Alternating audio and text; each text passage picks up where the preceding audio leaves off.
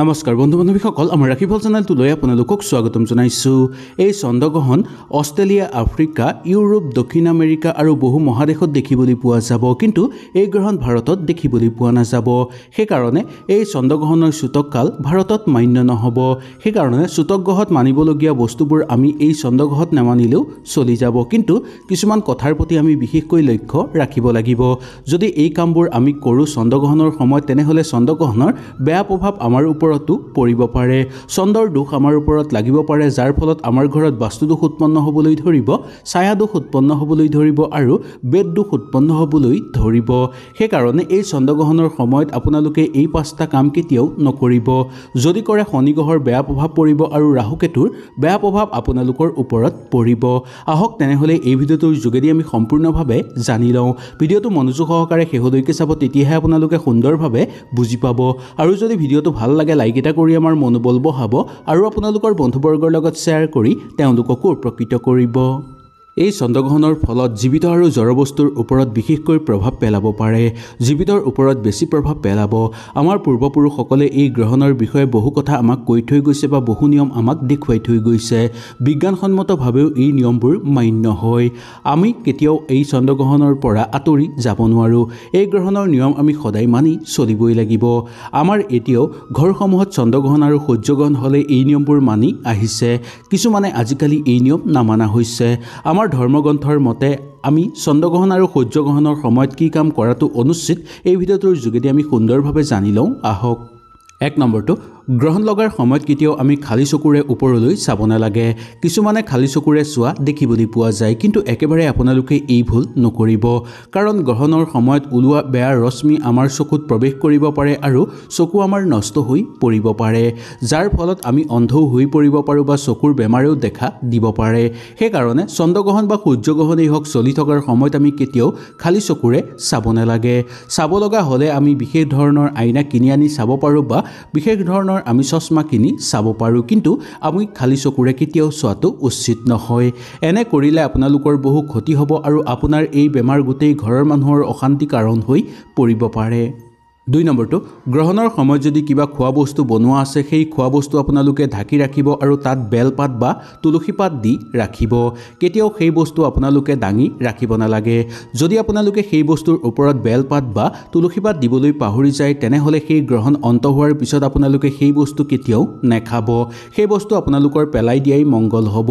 যদি এনে নকৰে, তেনেহ'লে গ্ৰহণৰ বেয়া ৰশ্মি আহি আপোনালোকৰ খাদ্যৰ মাজত প্ৰৱেশ কৰিব আৰু সেই খাদ্য যদি আপোনালোকে খায়, তেনেহ'লে বহু বেমাৰৰ মাজত আপোনালোক সোমাই পৰিব। লগতে বহু ফালৰ পৰা আপোনালোকৰ স্বাস্থ্যই হানি কৰিব বা স্বাস্থ্যৰ অৱনতি ঘটিব।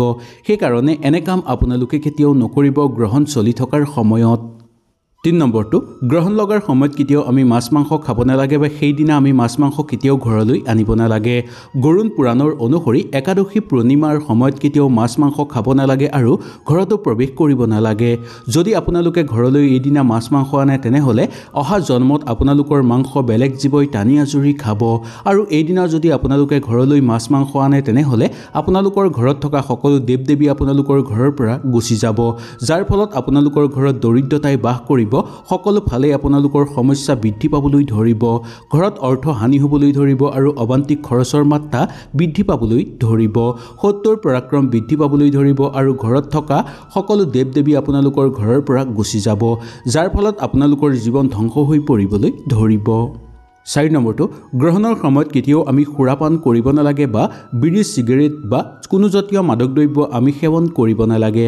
কাৰণ এই সময়ত যদি আপোনালোকে এইবোৰ কৰে, তেনেহ'লে সেই সেৱনৰ লগত আপোনালোকৰ শৰীৰৰ ভিতৰলৈ কিবা বেয়া ৰশ্মি প্ৰৱেশ কৰিব পাৰে, যাৰ ফলত আপোনালোকৰ স্বাস্থ্যৰ অৱনতি ঘটিব আৰু মানসিক ভাৰসাম্য আপোনালোকে হেৰুৱাই তুলিব পাৰে।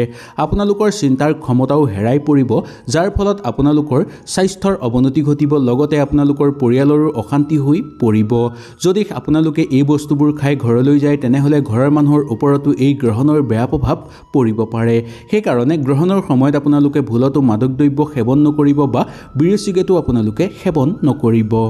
5 নম্বৰটো গ্ৰহণৰ দিনা কোনো ধৰণৰ জন্মদিন পাতিব নালাগে আমি ঘৰত কোনো ধৰণৰ মাংগলিক অনুষ্ঠান আমি ঘৰত অনুষ্ঠিত কৰিব নালাগে চন্দ্ৰগ্ৰহণেই হওক বা সূৰ্যগ্ৰহণেই হওক এই সময়ত আমি কোনো ধৰণৰ শুভ কাম ঘৰত আৰম্ভ কৰিব নালাগে গ্ৰহণ চলি থকাৰ সময়ত বিশেষকৈ আমি কোনো ধৰণৰ শুভ কাম কৰাটো উচিত নহয় যদি এনে কৰে তেনেহলে আপোনালোকৰ মনটো অশান্তি হৈ থাকিব আৰু আপোনালোকৰ ঘৰত কেতিয়াও সুখ শান্তি নহব এই দিনা আপোনালোকে ভুলতো এই কাম কৰাটো উচিত নহয় 6 নম্বৰটো গ্ৰহণৰ দিনা আমি কেতিয়াও মিলন কৰিব নালাগে বিশেষকৈ নৱবিবাহিত দাম্পতীসকলে কেতিয়াও এই দিনা মিলন নকৰিব কাৰণ এনে কৰিলে দাম্পতীৰ ওপৰত ইয়াৰ বেছি প্ৰভাৱ পৰিব পাৰে গোটেই বছৰটো কিবা নহয় কিবা কলংক লাগি থাকিব পাৰে আপোনালোকৰ ওপৰত যদি এই সময়ত আপোনালোকে মিলন কৰে তেনেহলে গৰ্ভস্থ হোৱা সন্তানৰ ওপৰতো এই গ্ৰহণৰ বেয়া প্ৰভাৱ পৰিব পাৰে যাৰ ফলত গ্ৰহণৰ বেয়া প্ৰভাৱৰ ফলত আপোনালোকৰ সন্তানৰ স্বাস্থ্যৰ ওপৰতো ইয়াৰ প্ৰভাৱ পৰিব সেই কাৰণে আপোনালোকে এই কাম কেতিয়াও নকৰিব 7 নম্বৰটো গ্ৰহণৰ সময়ত কেতিয়াও গৰ্ভৱতী মহিলাসকলে বাহিৰলৈ যাব নালাগে বা কেতিয়াও ভ্ৰমণ কৰাটো উচিত নহয়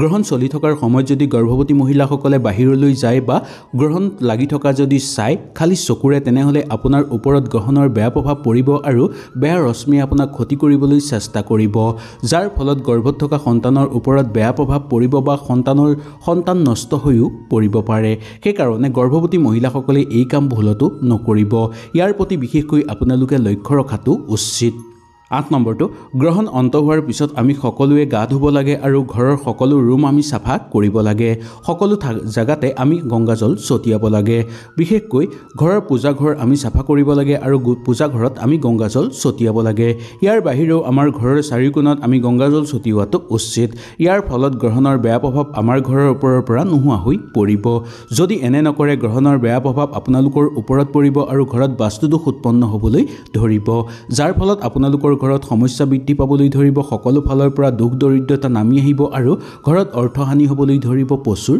পৰিমাণে সকলো ক্ষেত্ৰতে আপোনালোকে বিফলতাৰ মুখ দেখিবলৈ পাব আৰু সকলো ক্ষেত্ৰতে আপোনালোকৰ মন বেয়া হৈ থাকিব লগতে মানসিক চাপো আপোনালোকৰ বৃদ্ধি পাবলৈ ধৰিব 9 নম্বৰটো গ্ৰহণ চলি থকাৰ সময়ত কেতিয়াও আমি ঘৰত গছ পুলি বা কোনো ধৰণৰ আমি মাটি খান্দিব নালাগে এই সময়ত যদি আমি ঘৰৰ মাটি খান্দো বা আমি যদি গছ পুলি লগাওঁ তেনেহলে ইয়াৰ বেয়া প্ৰভাৱ সেই গছ পুলিৰ ওপৰত পৰিব লগতে আমাৰ ওপৰতো পৰিব কিন্তু গ্ৰহণ অন্ত হোৱাৰ পিছত আপোনালোকে সুন্দৰভাৱে গা ধুই তাৰ পিছত আপোনালোকে গছ পুলি লগাব পাৰিব কিন্তু গ্ৰহণ চলি থকাৰ সময়ত আপোনালোকে এই ভুল কেতিয়াও নকৰিব এনে কৰিলে গ্ৰহণৰ বেয়া প্ৰভাৱ আপোনাৰ ওপৰত পৰাৰ উপৰিও আপোনাৰ ঘৰখনৰ ওপৰতো পৰিব যাৰ ফলত আপোনালোকৰ ঘৰত দুখ দৰিদ্ৰতা বৃদ্ধি পাবলৈ ধৰিব ঘৰত বেমাৰ আজাৰ বৃদ্ধি পাবলৈ ধৰিব লগতে সকলো ফালতে আপোনালোকৰ বা সকলো ফালেই আপোনালোকৰ দুখ দৰিদ্ৰতা বৃদ্ধি পাব সেই কাৰণে এই ভুল আপোনালোকে কেতিয়াও নকৰিব গ্ৰহণৰ সময়ত আপোনালোকে কোনো মানুহক খোৱা বস্তু দান কৰাটো বা কোনো মানুহক আপোনালোকে ধাৰলৈ পইচা দিয়াটো বা কোনো মানুহক দান দক্ষিণা কৰাটো